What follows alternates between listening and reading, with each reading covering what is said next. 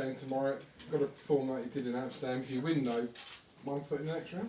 I wouldn't like to say that until that foot is officially in the next round. And I felt at the start of this group it would be tight because I think there's a belief that probably the teams could take points of each other. It's proved pretty bit correct.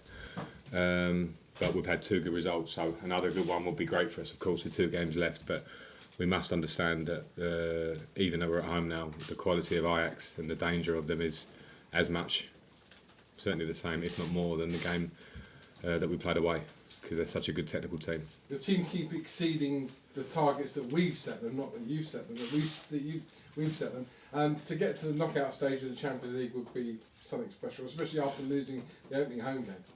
Yeah, I mean, particularly, as you say, after losing the opening game, which was disappointing, obviously, but we've shown a great reaction from that.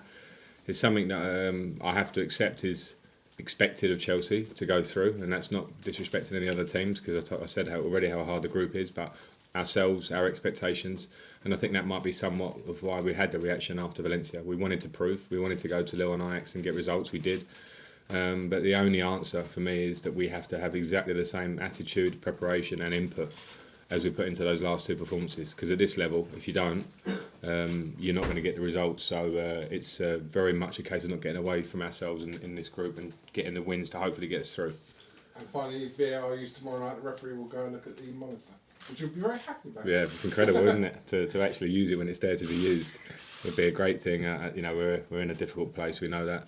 And it happened with us with a penalty at Valencia, against Valencia, where we got referee went and looked and double checked. I think that's what it's there for. It worked well at that point. We'll see.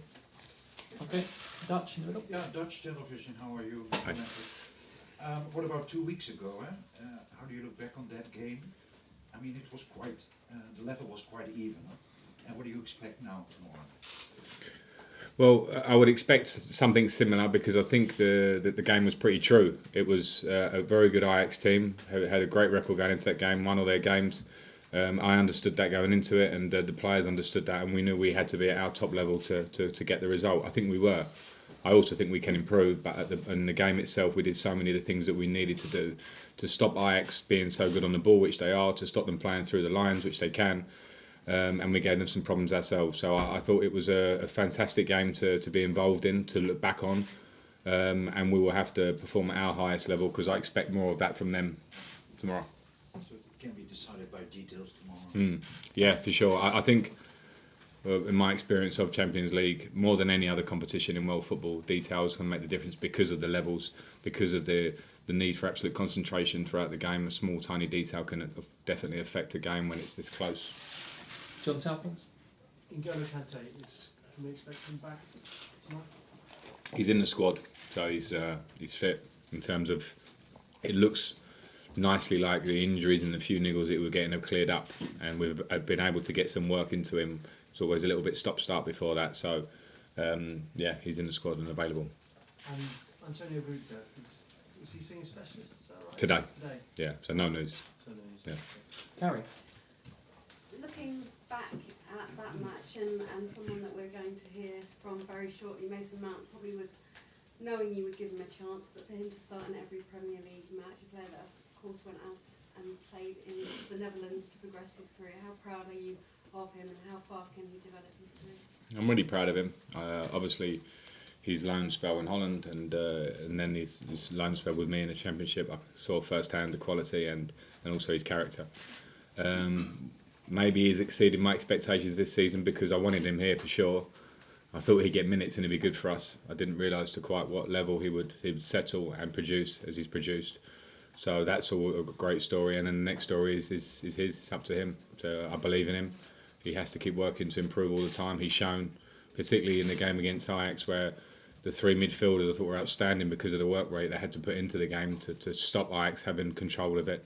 And he did it. So you think of Mason as an attacking midfield player. He's shown you now that he's got both sides, and he hopefully will get even better. Frank, Matteo said that you've given him more freedom this season. I wanted to sort of talk about him and his partnership with Jorginho that's developing. And you've also got this very tight unit in midfield now. Where does Kante fit in with the sort of form of the other midfielders? Well, in terms of the freedom, I think it's, call it freedom, it's just how I want us to play, how we as staff work with the midfield. So there's an element of at times, and particularly in some games, we've had to break teams down this season, and we need to be able to move. We can't be too rigid in our position, too predictable. So I think that the freedom to interchange, when I'm fortunate enough to have players, and the 3 players who played at Watford, for instance, I just mentioned Mason's defensive qualities, they all can do all roles as such. So I'm very happy with them to be quite fluent in how they play. And I also want them to be positive in their play and play forward passes when they're on, go by people if that's one of your attributes, as Matteo has, to travel with the ball at pace. So that's been, mainly their work, because they're the ones out there doing it, and I just try and push that along and help on that front. And in terms of N'Golo, of course, he's huge for us. He's one of the best midfield players in the world, has been for a few seasons. So I won't complain about the nice problem that I have with him fit. I want competition. We're playing every 3 or 4 days in a minute, so I'm going to need all of them, and in different positions as well. Matt? Frank, the CAS have set the date for the appeal here to transfer ban. How interested will you be in the results of that? Well, very interested, of course, because it relates, but I've got no comment as such now, because I actually don't know enough detail.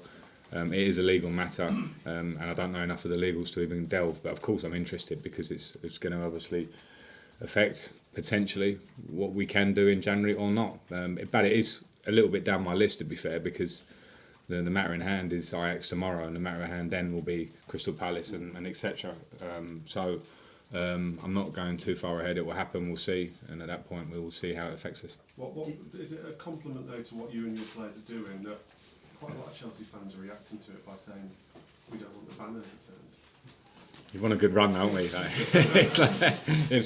You never know. I mean, I get that. That's a nice feeling, and of course some players have come in and shown with their opportunities they've been given that they can do roles and play well, because we are getting results at the moment. So I think as Chelsea we will always look to improve in windows if we can, if we're allowed to, and if the players we might look at are better or we feel are adding to the squad. At the minute I'm very happy with what I got, so that's I suppose why hopefully fans are as well.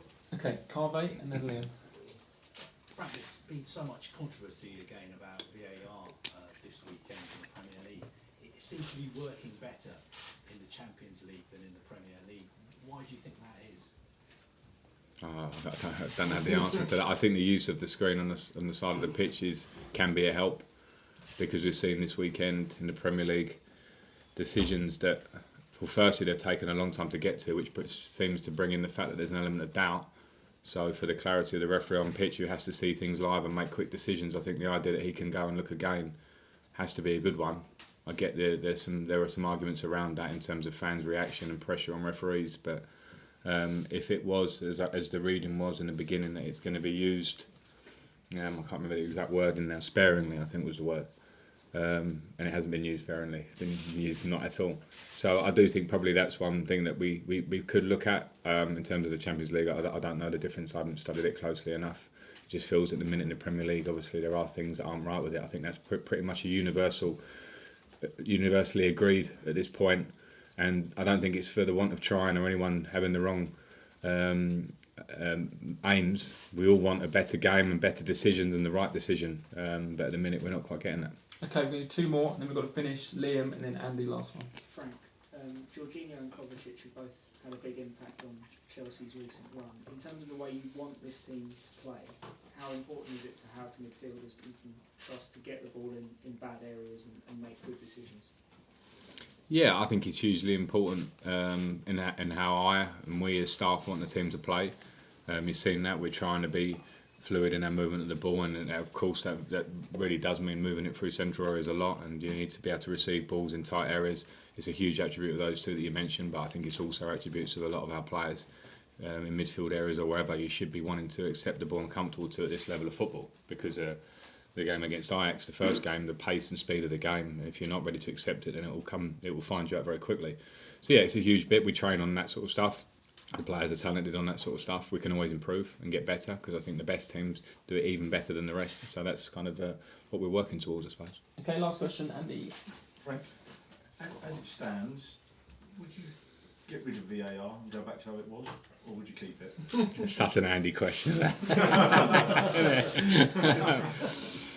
I would work with it at the moment and see how we can improve. And I think it needs to be a really open conversation referees, managers, fans, whatever. You know, I know there are so many different opinions. It's not easy.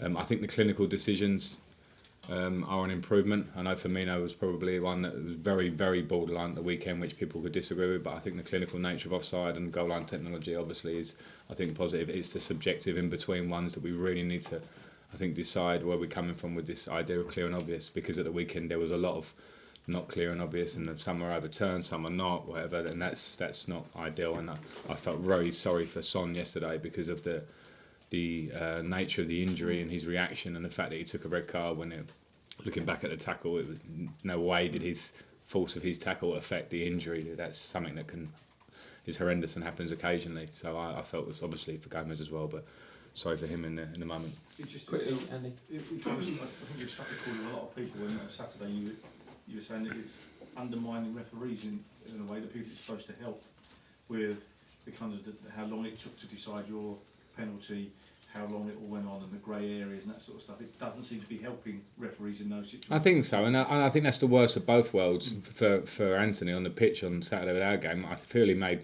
absolutely the right decision. There wasn't enough there for it to be a penalty, and then it gets overturned by VAR, so the right decision becomes made into a wrong decision, and I think that's happened too much at the minute. And the one thing I'll give the referees, it is new, and we are still relying on humans, so we must go with them a little bit. I'm very happy to work with them and give my opinion, albeit when you're heated after Watford game and we nearly drew the game, you feel more about it. I still feel that way to a degree, but we must work for improvement because we all want better. Okay, thank you very much. All right, thank you. Cheers. See you tomorrow. Cheers, mate. Good to see you. Thank you. And you. I asked if that's a compliment.